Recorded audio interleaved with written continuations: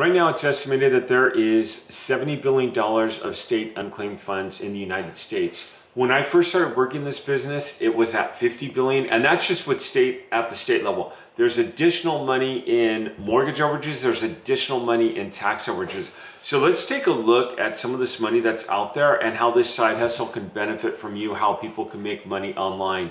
And if you really want to know if this can be done, I can show you example after example. But let's go to look at Alan. In 2021, Alan had just started this business. He was working for Uber, and he wanted to stop working for Uber. He wanted to go ahead and work for himself. In 2021, he got his first verbal yes. He has posted tens of thousands of dollars of checks. His latest couple of checks on the post, and I know he's got more deals he's working right now, was back in June, and these are a couple of checks that he posted. And if you look at his past history, this guy has posted a ton of financial success. You look at this man who's at home right now and didn't have much to do, and he found $40,000 for his local church. He was just at home and got his church paid $40,000. In fact, I was curious because I've noticed that a lot of large banks and corporations have unclaimed money. And this is a side hustle where a lot of times the business side of it gets overlooked. Everyone focuses on the individual.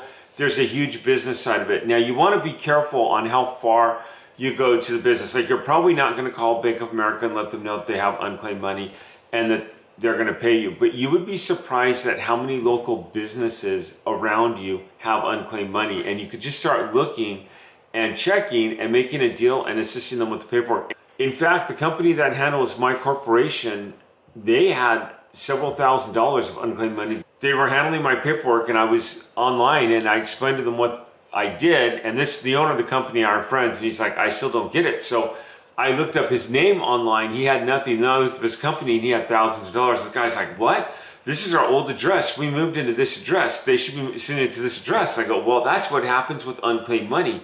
It gets to the wrong address. People never know they have it, and it gets into the state. He's like, help me get paid these funds. And in this state, I'm allowed to get 20%.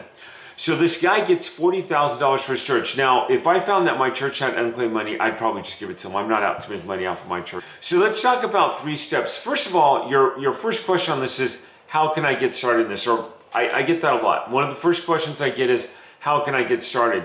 It's as simple as going into your state and looking at state unclaimed funds and seeing what's available. That would be the first, that would be your first step. The second step would be you want to go ahead and make contact with the business or individual with these funds, and we call it connecting them with their unclaimed funds. So you go and you connect it. Now at this point you want to have a contract, and there's so many ways where you can get an agreement online. When you go to your state, it is important on step number 1, it's important that you know the rules. Are they investor friendly? Are they, most of them will call you like a fee finder or property locator, surplus fund locator, surplus locator, whatever they decide to call you, you're going to be some sort of locator, fee finder, something like that. Do they have it where you're allowed to work the state? Do they have a database? If they don't, you probably want to go to a state that does. I do challenge states on this all the time.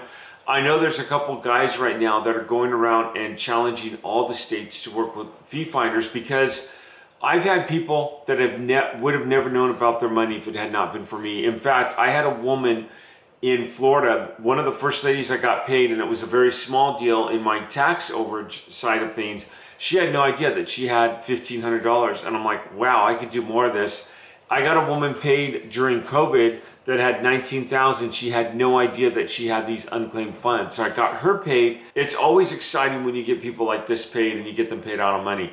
And then the last step is you connect them with the money. You have that contract or you have that agreement. Sometimes the state will pay you directly. I've had plenty of people write me checks and get me checks that are owed. One of the questions I always get is, well, what if they don't pay me? Well, that will happen. We have over a 90% success rate. What we have to do is we have to follow the funds, monitor it, keep in good relation with our client, let them know that you're working on their behalf, and typically you get paid. One of our lawyers has actually gone to court a couple times and has won both times and has gotten paid.